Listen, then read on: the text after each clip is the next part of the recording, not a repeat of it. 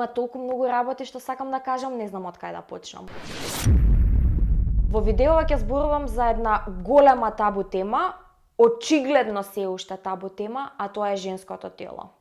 Во последните неколку дена се прошири низ јавноста информацијата за групата каде што се споделувале експлицитни фотографии од девојки, од девојчиња, често малолетни, и покрај овие фотографии се споделувани еден куп различни одвратни коментари и навреди за девојчињата. Ќе ви споделам линкови да можете да прочитате повеќе за случката и за постапката која што е веќе превземена за да се спречи, да се разреши оваа ситуација, затоа што споделувањето на експлицитни фотографии без дозвола или споделувањето на фотографии од малолетни лица е незаконско и може кривично да се гони човекот кој што го направил тоа. И нормално, кога имаме некоја ваква случка, се појавуваат и најразлични коментари по социјалните медиуми за тоа, секој да си го каже своето мислење, што мисли дека е окей или не е окей во таа случка. Меѓу коментарите има такви кои што ги осудуваат момчињата кои што ги споделуваат овие фотографии кои што им се пратени во поверење, приватно.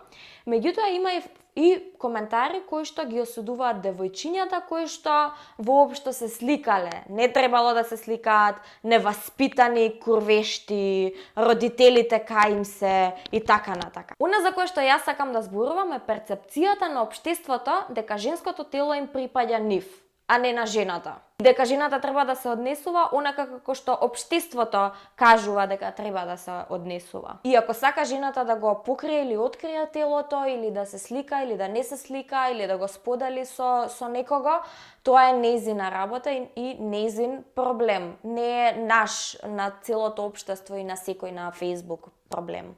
Друга работа е дека особено девојчињата на почеток на нивната сексуална активност, а дури и понатака во животот, кога жената нема доволна самодоверба, може да биде и многу лесно изманипулирана од другата страна, да се согласи на некакви активности или да испрати фотографии, затоа што дечкото и рекол, ако не ми пратиш, ќе те откачам, или ако не ми пратиш ти, ќе си најдам некоја друга што ќе ми прати.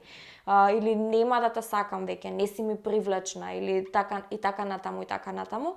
Многу често, вакви фотографии се изнудени. И девојчето си вика, па добро, шо ќе ме кошта да пратам, дури, ако не се чувствува комотно да направи таква фотографија, ќе направи и ќе прати. А исто така има мажи кои што со месеци може да брка некоја девојка или да ја вика, ајбе прати ми слика, ајбе спи со мене или не знам што, да пуштат звезди, да се прави најмил, да се лигави, ајбе сакам, те сакам ја тебе. И во моментот кога ќе се случи тоа, кога ќе му прати слика или ќе спие со него жената, абе брат, ја легна брат, слесна е курвештија. Браво си ја заебал. И ова звучи како јас да претерувам, ама ова се случува во суштина во реалниот живот многу често во поголема или во помала мера.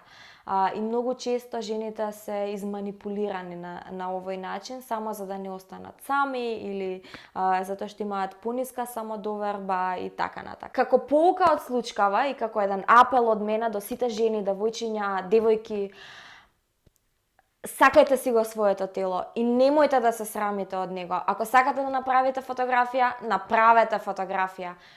Единствено што сакам да го потенцирам е тоа дека ние како жени треба да бидеме екстра внимателни на тоа со кого ги споделуваме овие фотографии и со кого го споделуваме нашето тело. Затоа што дел од љубовта кон себе си и кон своето тело е и почитта кон своето тело. А тука спаѓа и тоа да внимаваме со кого го споделуваме нашето тело, затоа што не секој го заслужува. И не секој ја заслужува нашата доверба. Живееме во 21 век и мораме да внимаваме на кого му веруваме. Не секој човек ја заслужува нашата доверба.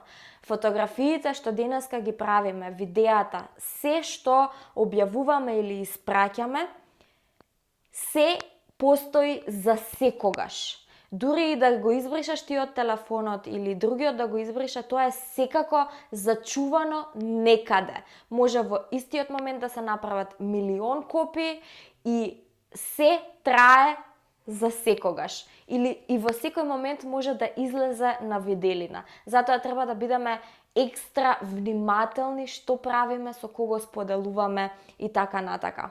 Затоа што стереотипите и двојните стандарди ќе постојат уште многу долго време, колку и ние да се бориме против нив, тие ќе постојат уште долго време. Во меѓувреме ние нели работиме на тоа и да се сменат перцепциите, меѓутоа дури да се сменат, мораме да бидеме екстра внимателни. Значи, прашањето е многу комплексно и јас немам одговор на се. Многу треба да се збори на темава. Многу има што да се каже. Али за ова видео толку и кажете го вашето мислење. Не знам, пишете, споделете.